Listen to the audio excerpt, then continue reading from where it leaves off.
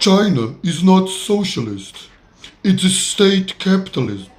It only grew because it became capitalist. Every time China achieves something remarkable, this debate comes back, usually pushed by two groups: the bourgeois media pushing the narrative that socialism doesn't work, or purist communists, Trotskyists, who claim China betrayed the revolution based on a book written 120 years ago.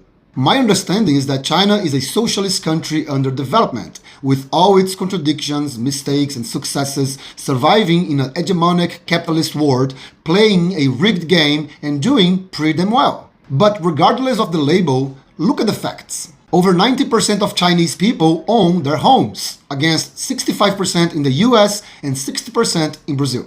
China lifted 800 million people out of poverty in 40 years. Next time a capitalist bootlicker says, "Capitalism reduced poverty," remind them 75% of that global reduction was done by a communist government. Strategic sectors of the economy, water, energy, transport, technology, communication, health, education, land, are in the hands of the state. Major corporations are required to have a party representative on their board, aligning private investment with state strategy. China leads in 69 out of 74 of the world's most advanced technologies, including AI, 6G, clean energy, space exploration, and nuclear fusion. According to the World Economic Forum, 70% of the world's reference technology factories are located in China. In recent years, heavy regulation and state control have driven more than a third of billionaires out of the country. Those who stayed saw their wealth shrink considerably, and they remain an economic class, not a political one, subject to the same laws as everyone else, including the death penalty for corruption. For those who like GDP, between 1960 and 2025, China grew at an average of 9.3%, compared to 6.4% for the US and 3.5% for Brazil.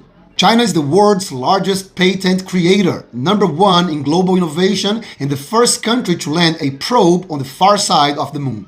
China's literacy rate is 96.7%, Brazil's is 93%, the US 79%.